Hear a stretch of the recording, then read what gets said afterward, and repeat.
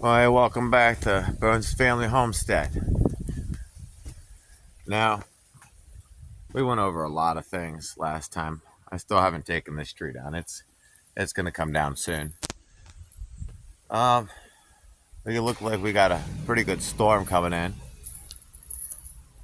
You can see here in the background, pretty good storm cell. It's actually forming up a good amount of wind. Hopefully, we get a good amount of rain.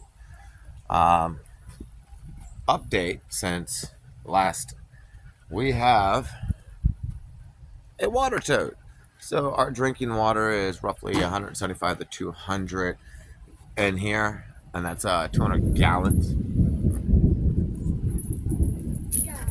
Hear that storm calling. You can see we're getting prepped for it. Got Wesley in the background here, sitting there. You got my baby over here, emptying out the tent. We had a bit of a disaster. I'll show you this. It was our food tent. You can see how destroyed it is. That would be the dogs. More than the dogs, that would be this dog. Freya got herself in trouble and got roped up, and then decided to destroy the food tent. We lost about a third of food, but luckily enough, we were able to recuperate a lot of it. And as you can see, it's being cleared out. Now, we've had some really successful things, such as the pond. Now, Wesley came down here, and I was telling him about how we're going to feed it from this pond into this pond. I'm going to dead hedge all the way up and around this area, and I'm going to plastic it over, and that'll actually hold roughly anywhere between 500 to 600 gallons of water, which will increase my water supply for my farming and my livestock. Now, in order to feed it, however, we needed the trench that went back and forth. So Wesley dug this trench. I've got to cut the roof rubber still in order to make it work. Excuse me. But as you can see, down here, I'll take you down here. Down here, there is a rock. It is right here. Now I pull this rock, this flap comes down, and it rains down this trench and all the way up and out to that water source. And so once I get that plastic, that'd be great. Unfortunately, I do not have the money per se currently to get a roll of plastic, but it has to be a big roll of plastic. Speaking of, I would like to thank whoever it was. I do not know who. It did not say, and nobody has told me, but I want to make it known. Whoever it was that sent this 46-piece tool set, thank you. I greatly appreciate it, and I will put it to great use. If you want to send me anything, you can simply message me and ask.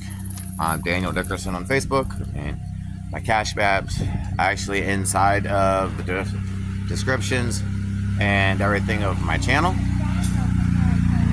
as it goes. Now, yeah, people out with four-wheelers and everything, but you see I got the kitchen tent up over here. Got a really nice storm forming. We've cleared out a good bit way back here. Now, a long-term goal that I am working on currently and blueprinting in my mind is I actually have cleared a whole road going back in. I've started setting snare traps, and I got my hands on snare wire. Got about 8 to 12 snare traps roughly out in this dense brush out here. I go in behind it, but we'll see what happens. No guarantee on anything really.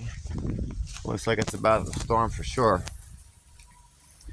We got our laundry situated going out and everything, and I'm working on a woodshed back in this area. built this workbench here. What's that? The clouds are turning dark gray. That'd be the storm gods. Quite happy. Over here, I'm going to build the wood shed. So you got a good wood processing area there to keep a lot of the wood dry and able to be used.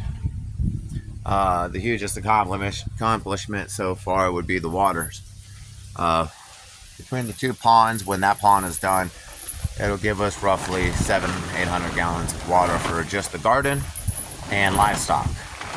And then I got 3 of these barrels so far, and I'm got about 3 to 6 more to get, roughly, because I also got the dog trough back there in the background, which fills up for the dogs, waters them out. This is our wash water. This is what we use to wash up and everything else. Eventually I am going to get about 5 more of these, and I'm going to tote them out. I'm going to tower them, and then I'm going to put a gravity feed pump over in this area, because I'm looking into getting a tiny house. Just for starts, something I can build off of easy enough with certain situations and stuff happening. So that's going to be back in here. It's going to be from over here in this area up that, but we got to still clear everything that's back into this tree line where this tree is dropped. All the way back there has to be clear. We got it about half the way so far, but it's still got to go for a good 20 feet over. What? Did you tell them about the watering fencing? What? Watering fencing. Oh, no, not yet. Now, as my girls have reminded me, Wesley and them have been working on a project where we got 4 guineas, guinea fowl. They eat about 40 pounds of ticks in a day. So that's 80 pounds of tick gone. They also scare off and kill snakes. They will eat black widows. They will eat brown recluse and wolf spiders. We might stop getting bit up once they're outdoor. So I'm trying to get them outdoors, and we can actually let them free roam at about 6 months. Right now they're babies and they're still being tended.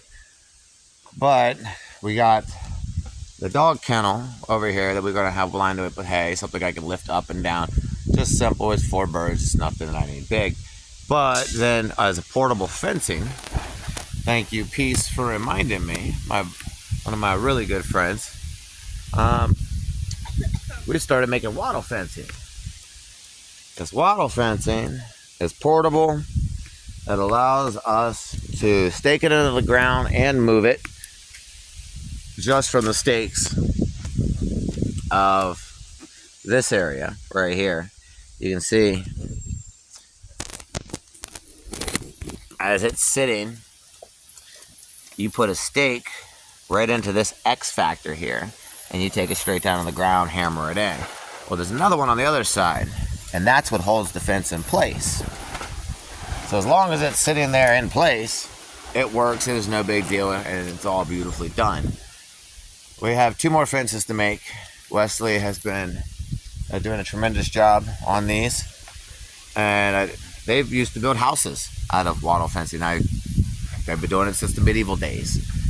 100% primitive, 100% off-grid, but it needs 0 screws, 0 nails, and it's simply manipulation of living wood that I have to cut down and clear anyway, so I may as well.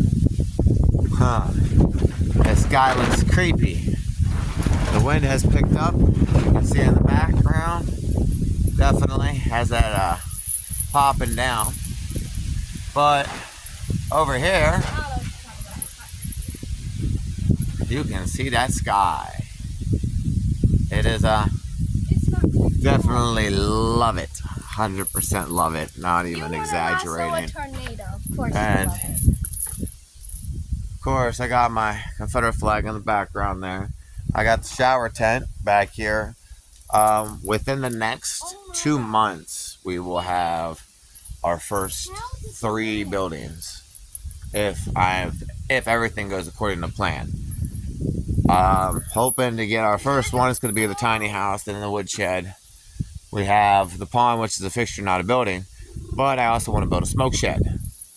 I can get a smoke shed, get some thatch roofing, put it up, make an old school in-ground fire, blaze out, throw living on it, let it smoke, just keep feeding it the green that I need to burn up anyways, and just let it smoke and smother and smother and smoke, and it'll raise up out of the roof itself, and that will actually process and cure meat of any type or anything that I put in it. It'll smoke it, and I can store it for a long time.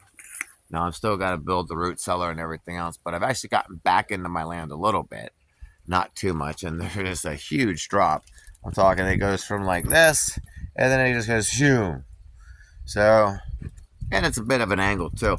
I haven't gotten too far back. I've only explored probably 150 yards back or so. Getting through the briar bushes is a pain in the ass. I will not lie, but it is definitely doable. Now we're going to dead hedge the pond down there at the bottom. But the path that I'm digging out up there long term is actually going to store me about 10 to 15,000 gallons of water. Because what I'm planning on doing is making a giant pond, which is pretty much be a moat around the house. I might even have floating styrofoam plant containers that'll be aquaponic grown. That way I don't have to worry about my plants yellowing out. Because as it sits right now, what they're in, oh, you just leave it there, baby. What they're in now, you can see them down here. They're definitely not liking what they are. That's because they're packed in with sand and clay, which is a hard pack, pretty much like concrete, but it also all goes down into this great topsoil, which is also hard pack because it's a lot of root. Trust me on that one. Wesley knows all too well how much root is in the ground. Yes. But that's pretty much as far as we've gotten so far. I'm quite proud of the progress. The kids have been doing amazing. I do plan on getting a lot more and doing a lot more. So stay tuned, and I hope everyone back home is doing well. Talk to you guys later.